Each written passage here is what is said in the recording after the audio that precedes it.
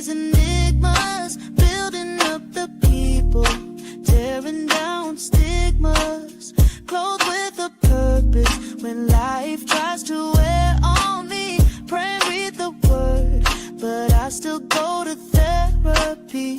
No matter your past or what you've been through, this is a space, non-judgmental. We got some things to get into. I got my mind in on my meds. No matter your past or what you've been through, this is a space, non-judgmental. We got some things to get into. I got my mind in on my mental. Mind in my mental. Mind in my mental. Mind in my mental health. Mind in my mental. Mind in my mental. Mind in my mental health.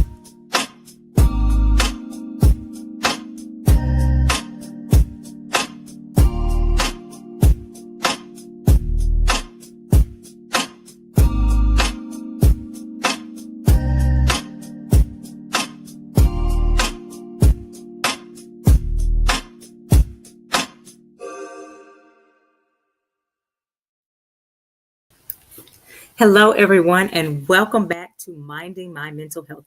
You all know that I am Tenitra Williams, your facilitator for today's discussion, and I am so honored and thankful that you are joining me today. If you are watching us live, you'll know you're watching live. You'll see live in the corner.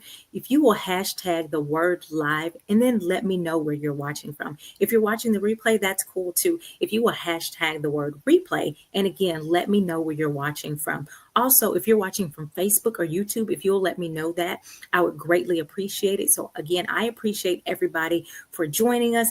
I have one more request. I ask that you would share this broadcast. Share it to your page, share it to your story, tag anyone that you know would benefit from learning about our mental health and how to advocate for our mental health, specifically Black women. That's really what and who we're talking to today. We're talking about Black women advocating for themselves in the medical journey or in the medical area. However, I believe anyone watching this can benefit from learning about that advocacy piece when it comes to our mental health and our physical health. Okay. So again, I appreciate you guys. Share, tag, all of those things, hype it up, give me some hearts, some fire, help the algorithms to get this thing going. Now let's get into our topic. So today I want to talk about something that I believe Black women know, honestly, all too well, being dismissed, ignored, or minimized when it comes to advocating for our health in the medical setting, not just in labor, not just in emergencies, but across the entire healthcare system, doctors' offices, ER visits, mental health facilities, physical health facilities, urgent care, dental health, chronic pain, all of these things, you are getting the same report. Now, recently, I don't know if you guys saw it. I saw it and it was heartbreaking, but there was a viral video of a woman who was in active labor, and she was basically being denied the necessary care in that moment. So she, again, in active labor, and the nurse was sitting there asking her repetitive, redundant questions over and over again. And it was just heartbreaking to see someone in pain and having those needs being ignored. And so if you saw that video, say I saw it in the comments, just put I saw that video. But again, it was really heartbreaking to see that. But it also made me think of how important it is for us to learn how to advocate for ourselves. And I was thankful that that person had someone with them to be able to record that negative experience, but not because they wanted that reminder, but because of that, the complaints wouldn't just get dismissed. It was documented through the recording. And so again, I'm glad that they had someone with them to be able to show the world that people are not just making these things up, right? Black women are consistently undertreated, underbelieved, undervalued. And again, that is across the healthcare systems all across. And so before we go any further, I want to be very clear. Hear me when I say this. Black women, we are not the problem. Bias is the problem. So we're not the problem. Bias is the problem. The system is the problem. The history is the problem, okay? This conversation is not about us being nicer or quieter or less intimidating, or, making sure that other people feel comfortable. It's about making sure that we get the care that we need and deserve. Now, this conversation is about protecting our mental health and our physical safety in a system that too often has shown that it does not necessarily protect us in that way. So today, what I want to talk about is from a psychological perspective.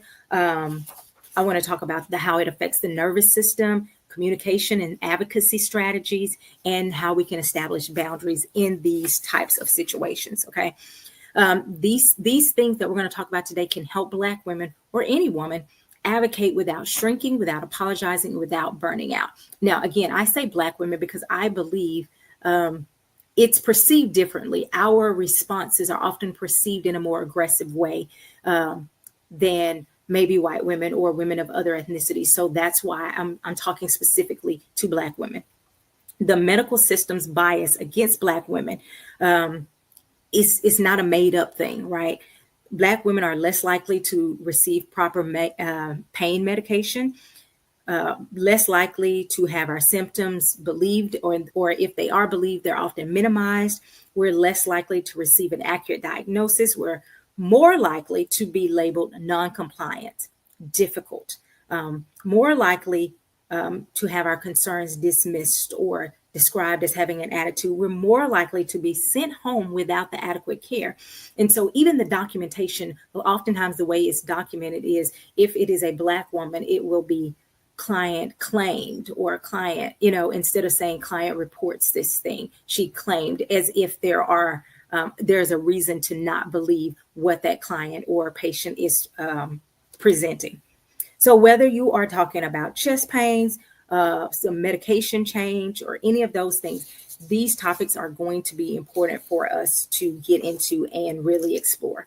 Again, Black women across education levels, income levels, it's being reported across. I know that people talked about, Serena Williams complained about some of this same stuff, and people went, oh, someone with that kind of money, that type of notoriety, you would think that they wouldn't have that same experience, because it's not about income level. It's often about literally the color of skin that a person has, how they are perceived in the medical field.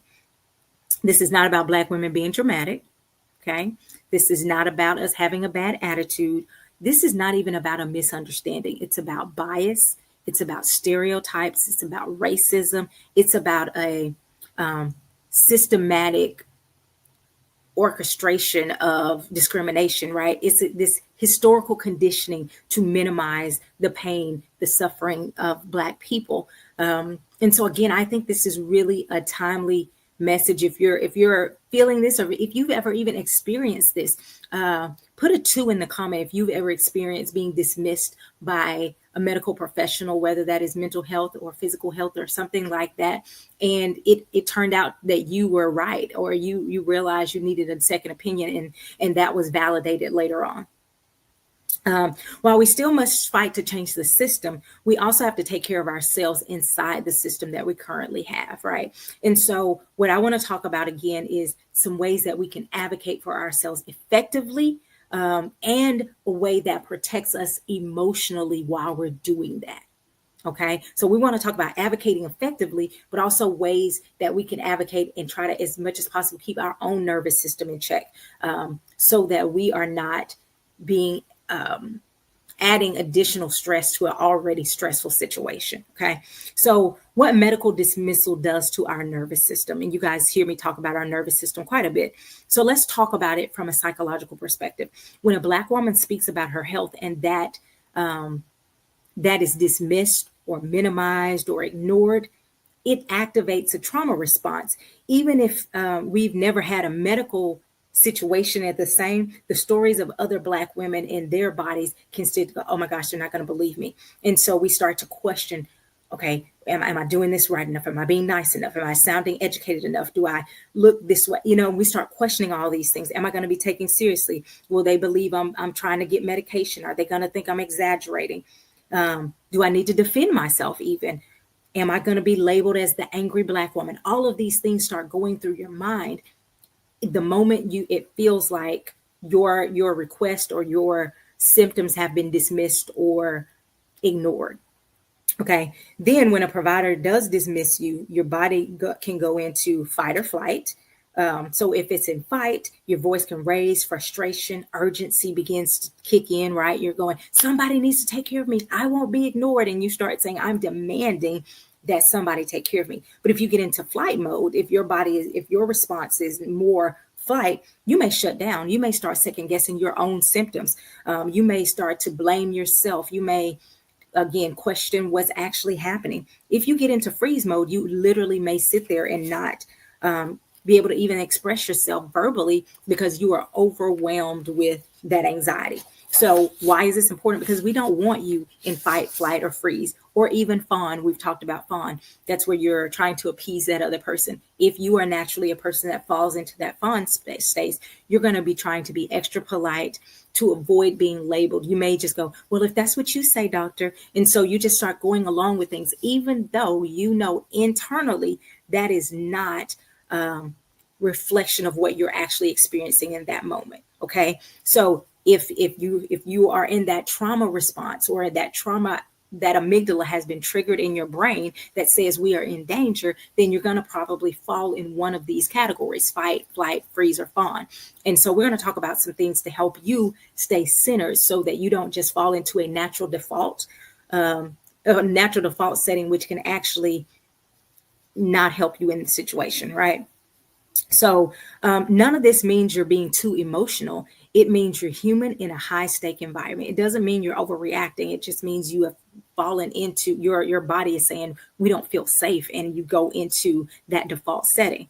So a part of advocacy, this may not really sound like it's advocacy, but it actually is very important. A part of advocacy is regulating your own nervous system in that situation. Not to appease others, not to make them feel comfortable, but to keep you in a place where you can think clearly through the situation, use your power, and use your voice. I'm going to say that again. A part of advocacy is being able to regulate your own nervous system, not to make other people more comfortable, but to calm yourself so that you can communicate in a way that is empowering, that is clear, that is concise, and can get you the treatment or the help that you need. Okay. So here are a couple of things. I'm not going to go through a lot, but I want to go through a couple of things that you can use to kind of help regulate your own nervous system. Deep breathing. There are multiple deep breathing strategies. There is the 4-4-4 breathing. So you're inhaling through your nose for 4 seconds, holding it for 4 seconds, and exhaling for 4 seconds. When you exhale, you're going to breathe out through your mouth. So inhale through the nose, hold it, exhale out of the mouth. There are different counts, 4, 7, 8. There is 4, 2, 6 breathing, but it's all the same concept of inhale for a moment, hold that breath for a certain count, and exhale it for a certain count. You can even just do inhale, exhale slowly in through the nose, out through the mouth. Why is this important? It helps to recenter your body, slow down your heart rate, and remind yourself that you are you can be in control, right? Okay, so the first tool is to slow your heart rate down by doing some slow, deep breaths, or using specific breathing techniques like the 4-4-4 breathing or the 4-2-6 breathing. The second tool is self-validation. So you already have other people not validating your experience or your reports. You have to validate yourself. That means you may have to put your hand on your heart, slow your breathing, and remind yourself, my symptoms deserve attention. My voice deserves to be heard. What are you doing? You're reminding yourself, no matter that someone's trying to say this should be dismissed, I know what I'm experiencing, and I deserve to stand up for myself. I deserve to be heard and to be treated with adequate care and adequate attention. Okay, so you're basically giving yourself permission to continue to advocate for yourself while you're saying, hey, I'm not going to allow someone else to dismiss it, and I'm going to go along with that. I'm going to stand firm on knowing, again, I deserve this and I have the ability to get through this. Okay.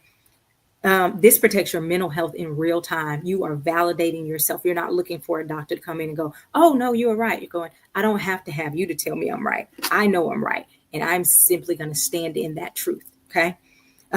Tool number 3. So if the first one was calming yourself through breathing or deep breathing. Second, self-validation. The third is physically grounding yourself. What does that mean? It means getting kind of almost out of your head into a very present state. So that means unclenching your jaws if you're tight, if you feel that tension and you're holding your muscles real tight, unclenching your jaws, relaxing your shoulders, even putting both feet on the ground helps to kind of center you, stop the shaking. If you're doing a lot of fidgeting, put your feet, flat on the ground and allow yourself to breathe and to feel where you are. Even touching different things, engaging your senses is a great way to ground yourself. What am I hearing right now? What am I seeing? Again, touching different things that may be around you. So it may be, how does this shirt feel? This particular shirt is kind of ribbed. So I may sit there and I feel that and go, okay, I'm feeling that's ribbed. But the chair I'm sitting in is leather. So I may rub that. Why? I'm reminding myself of where I am. I'm here. I'm present in this moment.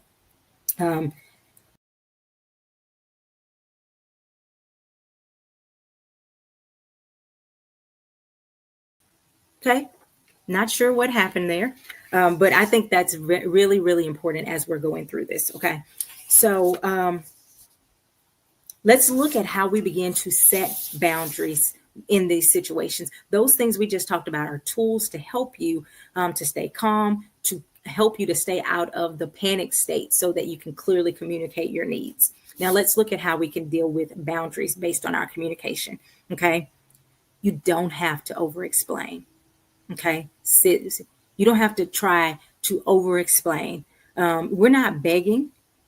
We're not hoping someone will understand where we're coming from. We're using clear, calm, evidence-based advocacy that puts the responsibility back on the provider to hear you. Okay. Please, we're going to just remaining calm and using evidence-based advocacy. So we're going to state the need. You're going to state the limit and request the action. I'm going to say that again. State the need, request the limit, and request the action. Or state the limit, request the action. So let's go through a couple of examples of general healthcare settings. And we're going to talk about how you can advocate in those moments. So this first scenario is a doctor dismisses your symptoms. So one thing you could say in a situation like this is, I hear your perspective and something has changed in my body. I need further evaluation. So you're not saying you're wrong. You're saying, hey, I hear what you're saying, but I'm telling you that is not what I'm experiencing in my body right now. I need further examination or evaluation. Okay. Scenario number 2 says, when they say something isn't serious, here are some questions you can, oh, it's not that serious. You've been having this sharp pain for a while and it kind of came out of nowhere or whatever. Go, let me talk to them. Oh, it's nothing serious. It's nothing. Here's some questions you can ask. What is the risk if we wait? If we don't deal with this today, or if we don't address this today, what's the risk involved? What alternatives can we explore? Because oftentimes they'll go, oh, it's nothing. And we go, well, okay, well, that's good to know. It's nothing. But you feel the pain in your body. You know that pain hasn't always been there. You know the degree of which that pain is affecting you.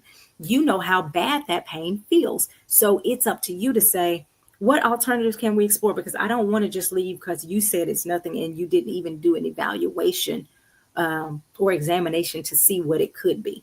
Okay. To me, this is one of the most important ones with this one. What symptoms would require immediate testing? Why? This requires them to stop and say, okay, well, if you started vomiting, then we would need to see. Or if there was blood, then why? Because if that thing happens, that's your go, hey, this thing happened. Or maybe this thing has already happened and I'm telling you that's why I'm telling you something's not right here. So these are questions to ask. What's the risk if we wait? What alternatives can we explore? And what symptoms would require immediate testing? This makes them go, okay, I have to answer those questions, right? Scenario 3, when you're not getting clear answers, here are some things you can do. I need a clear explanation of your medical reasoning. So I need you to walk me through why you came up with this conclusion. Okay. I need a clear explanation of your medical reasoning. Okay.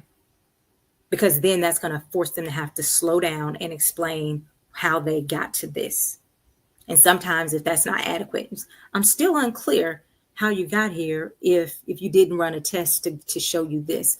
How did you get to this place without doing an examination here or without examining these things? Okay. The next one, if you feel like you're being rushed through an appointment. And most of us have had that experience where it feels like, oh my gosh, they just come in and they're like, okay, what's going on? Yeah, it's probably not that bad. It's this, it's that, and it's just this really rushed thing. And you're like, I don't feel like you even heard me or even allowed me to speak. If that's your situation, you feel like they're just rushing you in, they're checking a couple of boxes and they're not listening to your concerns. Here's something that you can do. I'm not done discussing my concerns. Simply saying I'm not done. Well, we don't have time. I got another. But right now, this is my time. And I'm not done discussing my concerns. Okay. The accountability statement that changes a lot of stuff for people is, watch this one. Can you please document in my chart that I requested further evaluation and that it is being declined or denied? I'm going to say that again so you can write it down. Can you please document in my chart that I requested further evaluation and it is being declined or denied? Why is this important? Because once it's in the chart, if something happens, it's in that chart. And but the client or the patient asked for this 3 weeks ago. They asked for an evaluation 3 weeks ago and it was denied. Why was it denied? That makes them go, wait, this is going to be in the chart. This could come back as a reflection of me. So this question usually will start to get the ball rolling a little bit faster because they don't want a paper trail of something getting back that they denied, something that could have possibly given an answer to something, right? And so if there is something that happens and it comes back, you have access to that chart and you can see, wait a minute, I requested, or that other people could see this was requested, and it could help you to advocate for yourself. Providers move quickly when documentation is involved. Okay, so when you're not being heard, you ask once or maybe even twice, you can say, hey, this isn't what you're telling me doesn't match what I'm feeling in my body. I need another assessment. If they're still dismissing you, still ignoring you, minimizing those things, one of the things that you can do is to escalate without escalating. Okay. Escalate the situation without escalating the situation. Now, what do I mean when I say that? You can take it higher than whoever you're talking to. I would like to speak to, if you're talking to a nurse, I'd like to speak with the charge nurse.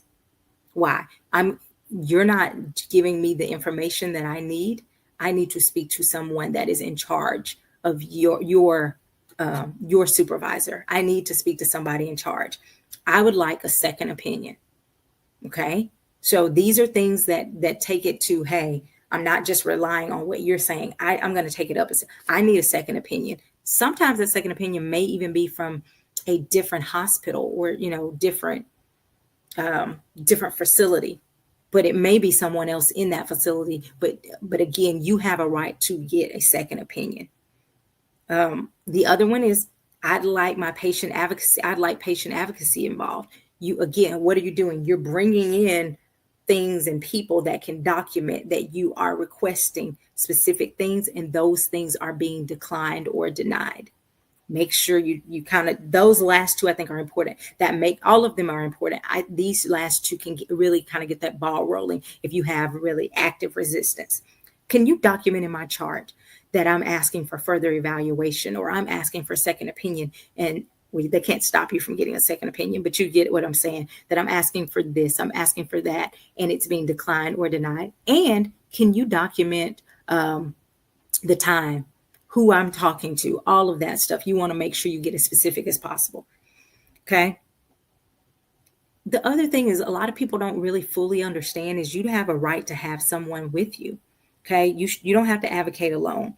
Bring someone with you when it's possible. And that person's job is to kind of monitor the flow of how that appointment goes, so that they may repeat your concerns. Hey, she's in a lot of pain. I don't know if you're understanding.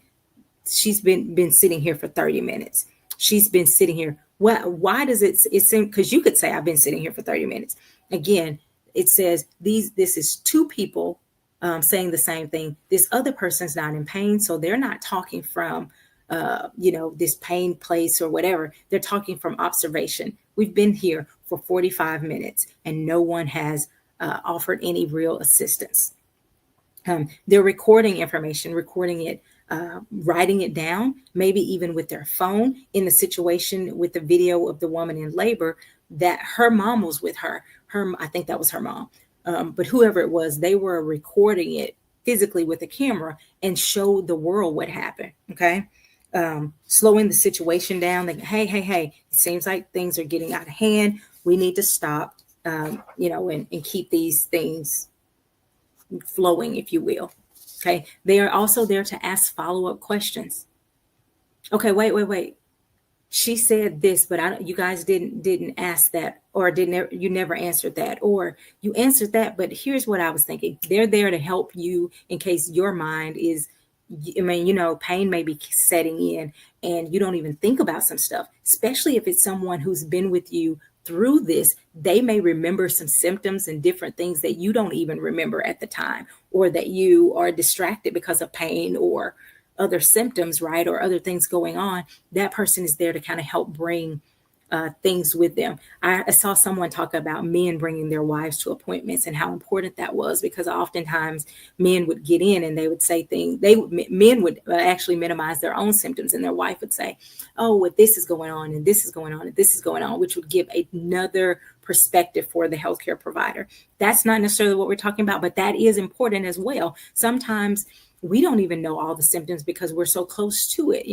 They may be able to say, well, when she sleeps, she's doing this, she's not breathing, or when I find that she's been falling a lot, and you may have minimized how much you've been falling or whatever's going on, right? And so having someone else there to help bring more information can be helpful as well. And then that person's also there to help make sure that you're not getting talked over. So if they keep cutting you off, that other person can say, "Excuse me, doctor, you're not listening to what she's actually saying." Why? They're kind of that voice of reason and that advocacy, or that advocate as well. They can say simple things like, "We want this documented. Can you make sure that that's documented? We need clarity on the plan moving forward." Why are these types of statements important? Because again, they're showing these people are astute enough to know these things, and so we need to respond to that. She has reported these symptoms multiple times. Can you document that these symptoms have been reported multiple times and no one has looked into it? Again, advocacy, which is saying, I'm going to keep saying this, and I'm going to make sure that you understand that this is not our first time, so you can try to word it in a way of anything like that. We're showing you that this has been a ongoing situation. An advocate helps to shift that power dynamic. Okay. Now, what do you do if you are in the session and you get labeled as she's being aggressive, she's being angry, she's difficult, she has a bad attitude, I don't want to deal with, all of that stuff? This is important when we're talking from the mental health perspective as well, because you're going in and, like we said, sometimes, it may look like anger because I feel like I'm not being heard, and this is about my health. And so, there may be some attitude. Yes, there may be some whatever. Oftentimes that is an excuse to dismiss, what's happening, right? So I think that's really important. It's important, if this happens, here's some ways that we can address it, right? When this happens, I'm advocating for my health, not being aggressive, but let's stay focused on my care. So when they start trying to turn the conversation to your attitude or your whatever, instead of defending any of that, you simply go, "Hey, I'm advocating for my health. Let's focus on my care." Why? Because that is literally why you're there. You didn't go there just to get to have fun. You didn't go there because you didn't have anything else to do. You went there because there was something going on in your body that you needed checked out. Okay. This protects your dignity and it helps to reframe the moment. Let's keep the main thing, which is my health. Another option is I'm not engaged in bias labeling. Can we please return to the medical concern? Again, you're letting them know, hey, I see that this shift has happened in this conversation and we need to get it back on track, which is what's happening medically with me. Okay. This sentence is really powerful. I'm not engaged in bias-based labeling. Let's return to the medical concern. It is making the main thing again. When you have someone with you or even yourself, here's some things that you can do. So this is a pretty quick 4-step advocacy system that helps to regulate how you move through this process. Okay. So these 4 simple steps, you can write them down. You can rewatch this video multiple times. In fact, I encourage you to go through and watch the video multiple times. But these 4 simple steps are going to help. So the first one, and we've said these things, but I just want to kind of reiterate. You can even put these in your phone to make sure that you do these. Number 1, state your symptoms clearly. I am having this every night about 3 o'clock. I wake up and there is pain on this side of my body, or there is a sharp pain. There is this. You are stating those symptoms very clearly. Okay. Again, if you have an advocate with you and you are in a position where you can't communicate as clearly, that advocate could say that. Step number 2, state the concern. I don't feel safe without further evaluation. I don't feel safe without further evaluation. I don't feel safe to return home without further evaluation. I don't feel safe to wait 3 weeks for the next appointment without further evaluation. Okay. This again is saying, I'm telling you that this is something is deeper than what they're labeling it as a level 2. Your body may be saying this is a level 7. You can say that. It feels like you're treating this as a level 2. My body is saying this is a level 7. I need to be evaluated because I don't feel safe to leave this facility without further treatment. Okay, so step 1, we said, was to state the symptoms clearly. Step 2 is to state your concern. And step 3 is to ask for documentation. Have you guys saw that pattern? When you get documentation involved, it makes people's ears perk up a little bit because they go, again, if it's in the record, then this can expose me. So they take that seriously. Ask for documentation. Please document that I requested this. Please document that I requested this. I'm going to document it, and I would like you to document it in the chart. And step 4, we talked about this one, escalate if needed. Go to a higher person of authority. So if you're dealing with your nurse, you can go to the nurse supervisor. If you're dealing with the doctor, I would like to go to who's the head of the department. You can do all of these things. You have a right to talk to someone who has greater authority.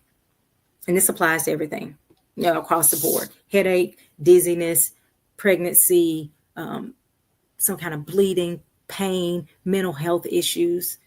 Even in mental health, sometimes people will come in and they're going, I feel this way. And clinicians, oh, that's normal. Everybody gets stressed. Yes, but this doesn't feel like normal stress. I'm a grown woman. I know normal stress. This doesn't feel like normal stress. It's just that time of the year. It's just, it's groggy outside. Yes. So let's talk about it and let's evaluate that deeper, because this doesn't feel like normal everyday stress. And I need that to be addressed. Okay. Black women, you deserve to be listened to when you speak. Unfortunately, that does not always happen. And because of that, I want us to have the skills, the tools to be able to handle it so that we can get the necessary treatment that we need. We don't want to see any more videos like we saw with that woman being flat out denied the care that could have helped her in that moment. It was It was unnecessary. It was stressful. The last thing a woman needs in birth is extra stress. Her body is literally producing another life. It's already a, yes, we always talk about, oh, it's a beautiful moment. Yes, but it's also stressful on her body. And she didn't need additional stress because the people that were supposed to help her was sitting there refusing to help her, asking her questions that she had already provided answers for. Okay. You deserve a diagnosis that is accurate, a clear explanation of what's going on. You deserve timely treatment, respectful treatment, safety, partnership. You're not being too much. You're not being too aggressive. It's not that you're too difficult when you're advocating for yourself. The medical system has flaws, but you don't deserve to have to take on all of that. Your voice matters. Your pain matters. Your experience matters. Your mental health matters. Your physical health matters. Your life matters. And again, this is not just some frou-frou, oh, this sounds great. Yeah, Black women, we matter. No, you matter. And advocating for yourself is important because we need you here. Okay. So I hope today's conversation helped you to understand not only the how, but the importance of advocating. Too many people have experienced unnecessary pain, unfortunately, even death, or lasting impacts because their pain was dismissed. We don't want that to keep happening. We're going to keep, I said earlier, we're going to keep fighting for the system to change and evolve and to grow. But in the meantime, we're also going to advocate for ourselves within the system that we have. Now, here's what I would also say. When you can, be selective about the providers that you choose. If you go in for an appointment and you feel dismissed, even when there's nothing big, maybe it was just your routine checkup and something does not feel good, that is a great time for you to say, I'm going to look for a different provider. Because if they're already giving vibes of, I'll dismiss you, I'll minimize your stuff, I'll rush through these appointments, all of that stuff, when it's like a wellness check or just a, checkup kind of situation, use that as, oh, I also can look for someone who is willing to hear me. There are Black doctors.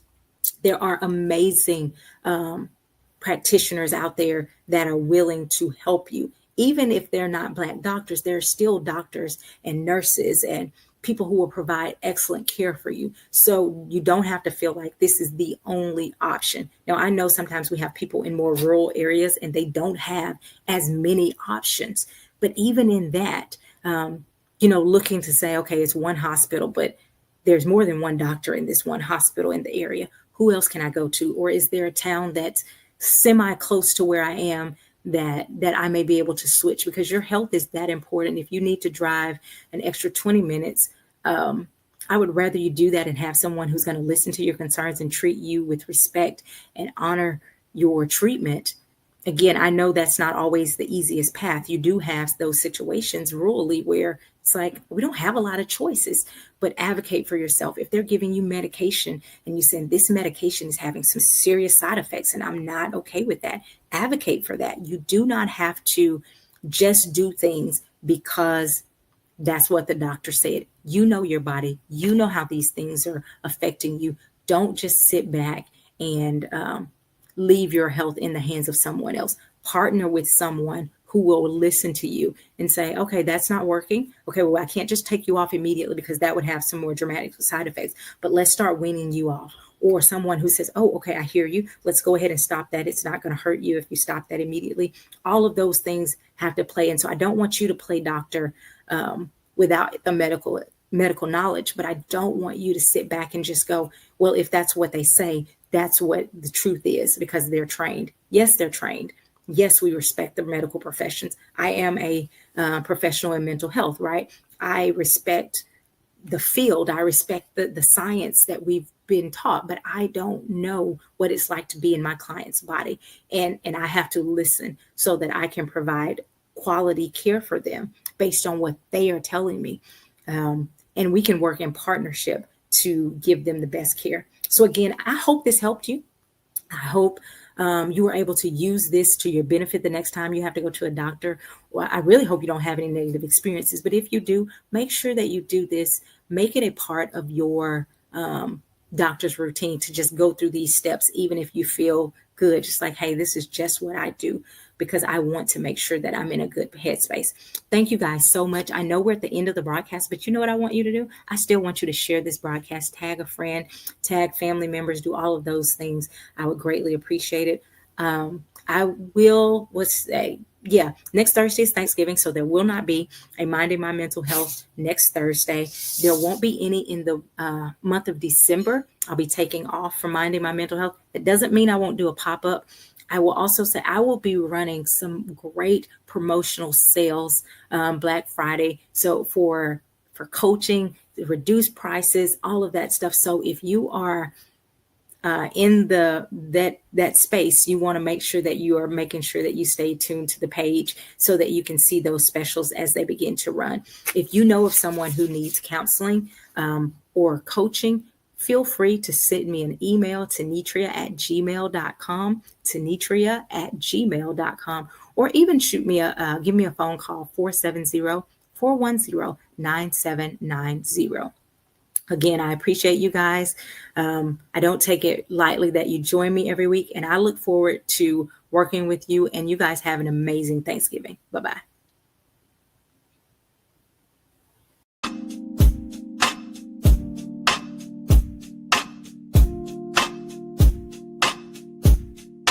Breaking misconceptions, fallacies, enigmas, building up the people, tearing down stigmas, clothed with a purpose. When life tries to wear on me, pray, read the word, but I still go to therapy.